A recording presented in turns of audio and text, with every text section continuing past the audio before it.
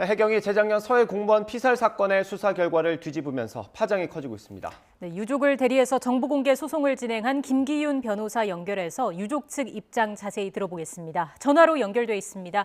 변호사님 나와 계시죠?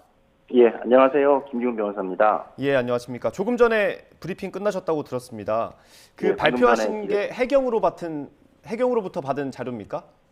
예, 해경으로부터 어젯밤에 무궁화 10호 직원들 진술 조서하고 초동 수사를 받았는데요. 그중에서 무궁화 10호 진술 조서를 공개하였습니다. 예, 그 내용을 다시 한번 좀 상세하게 설명을 해주실까요? 예, 그 선원들 모두 월북할 사람이 아니다, 월북할 리가 없다 이렇게 진술했고요. 가장 주목할 점은 방수복을 만약에 월북했으면 방수복을 입고 갔을 텐데 방수복이 그대로 피살 공무원 방에 있었다라고 진술된 게 있습니다. 그리고 또 평소에 피살 공무원이 바다에 빠지면 3시간 내로 저체온증으로 죽는다 이렇게 말을 했습니다. 네. 즉 저체온증으로 3시간 만에 바다에 빠지면 죽는다는 피살 공무원이 방수복을 안 입고 월북할 리는 없을 거라고 생각합니다. 예, 그 진술 받은 동료들은 몇 명이나 되고 그 같은 진술을 한 사람들이 몇 명이나 되는지도 궁금한데요.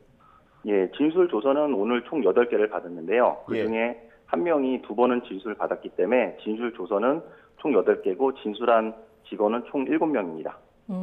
자료를 받아보시고 나서 유족분들은 어떤 말씀을 좀 주로 하시던가요? 해경이 그동안 왜 정보 공개를 하지 않았는지에 대해서 이해를 하게 됐습니다. 해경에서는 월북이라고 발표를 했는데 월북이 아닌 해경과 배치되는 그 진술들만 가득했기 때문에 해경이 왜 감추려고 했는지 이제 알게 됐습니다. 예, 수사 방향이 그러면 애초에 미리 정해져 있었다 이런 주장이신 겁니까?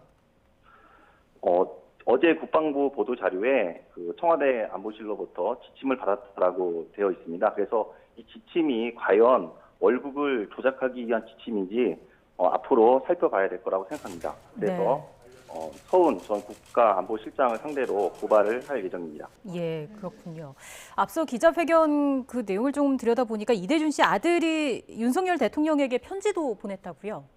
예, 그 편지 내용은 정말 약속을 지켜줘서 감사하다. 그리고 지난 1년 9개월 동안 정말 월북으로 낙인 찍혀서 자기뿐만 아니라 동생, 그다음에 어머니 정말 모두 살기가 너무 힘들었는데 윤석열 대통령께서 이 부분을 정말 해결해 주셔서 너무 감사드린다고 말씀 주셨고 오늘 기자회견하면서 어머니께서 대독을 하였는데요. 그 대독하다가 너무 많이 눈물을 흘리셔갖고 좀 시간이 많이 걸렸습니다. 예. 네, 그 유족분들께서 아무래도 긴 시간 좀 고통을 받으셨을 것 같습니다. 지금 유족분들 같은 경우는 실족이나 아니면 스스로 목숨을 끊으신 걸로 보고 있습니까?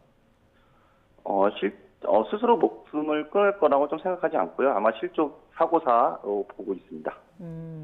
혹시 뭐 어제나 오늘 윤석열 대통령으로부터 따로 연락을 받은 거는 없으실까요? 예, 아직 연락을 받은 건 없고요. 오늘 아들이 윤석열 대통령께 편지를 썼는데 꼭 만나 뵈서 감사 인사를 드리고 싶다 이렇게 편지 내용이 있습니다. 예, 그렇군요. 저희가 좀 이게 정리가 필요할 것 같아서요. 지금 정보 공개를 위한 소송을 진행 중이시지 않습니까? 지금 각 기관별로 어떻게 진행되고 있는지 좀 궁금합니다. 예, 이번에 저희들이 이제 처음에 국방부, 청와대, 그다음에 해양경찰 상대로 소송을 진행했었습니다. 그 중에서 이제 청와대하고 해양경찰 상대로 승소했는데요. 이에 대해서 청와대하고 해양경찰이 항소를 했죠. 그 중에서 이제 항소 기간 중에 시간이 문재인 대통령께서 이제 퇴임하면서 대통령 기록물로 지정하면서 퇴임하셨죠. 이 상태에서 이제 윤석열 정부에서 그 어제 항소차를 전부 다 했습니다. 청와대 거하고 그다음에 해경 거.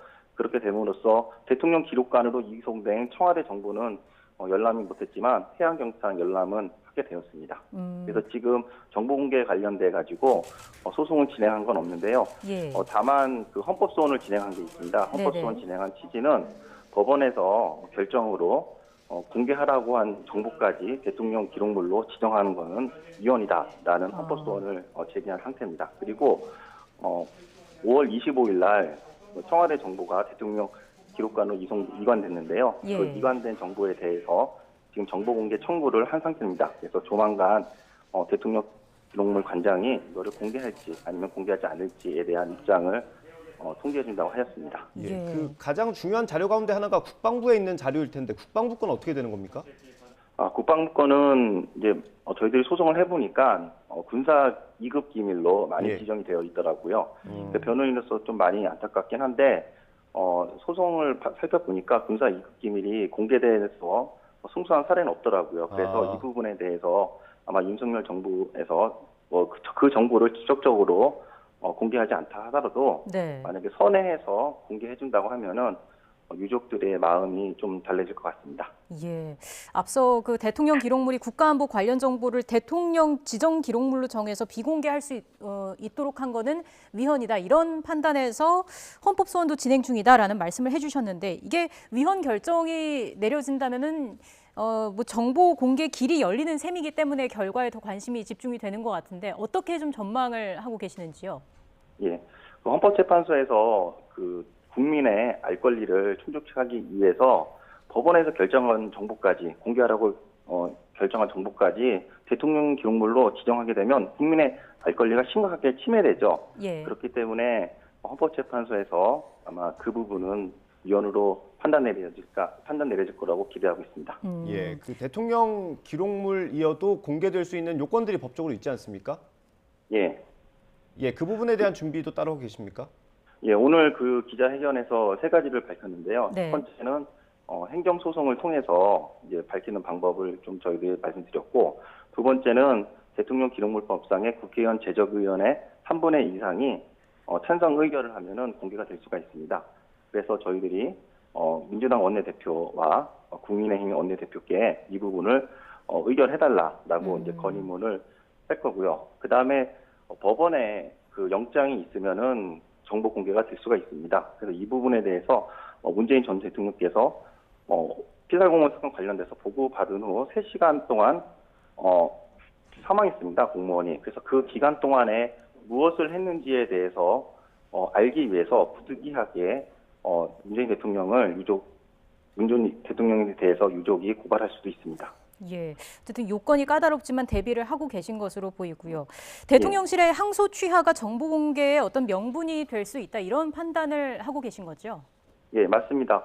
대단히 감사드리는 일이고요. 그 대통령 기록물법이 그 정보공개법을 어느 정도 준용하고 있습니다. 그렇기 때문에 정보공개법에서 확정적으로 공개해도 안전보장을 해야 하지 않는다라고 판결을 받았기 때문에 추후 대통령 기록관장이 정보를 거부하더라도 행정소송에서 많이 유리할 것으로 생각됩니다. 예, 아무래도 유족분들께서 바라시는 건 좀 명예가 회복되길 바라실 것 같은데 어떻습니까? 예, 이제 그동안에 어머니께서 기자회견도 사실 많이 했습니다. 그러면서 기자회견 하면서 항상 얼굴을 모자이크 처리를 했죠. 예. 근데 오늘 처음으로 이제 모자이크 처리도 하지 않고 그대로 아마 이제 방송에 그 기자회견 하셨고요. 그 다음에 그동안에 이제 돌아가신 분 피살 공무원의 성함을 한 번도 언론에 공개하지 한 적이 없습니다. 비공개 예. 처리했는데 오늘 아들이 윤석열 대통령한테 편지를 쓰면서 자기 아버지 이름을 거기다가 또박또박 적었습니다. 예. 그래서 이제 아버지 이름도 이제 공개됩니다. 그래서 이렇게 명예 회복이 돼서 어머니도 얼굴이 이제 모자이크 처리 안 하고 그다음 아버지 이름도 언론에 다 정정당당하게 우리 아버지 이름이 뭐다라고 이렇게 밝힐 수 있는 그런 계기가 돼서 저 변호인으로서도 너무 뜻깊습니다. 네. 1년 9개월 만에 결과가 이렇게 또 뒤바뀌게 되면서 이와 관련된 내용들도 앞으로 많은 주목을 받게 될 것으로 보입니다. 오늘 말씀 여기까지 듣겠습니다. 지금까지 유족 측 김기윤 변호사와 이야기 나눠봤습니다. 고맙습니다. 예, 감사합니다.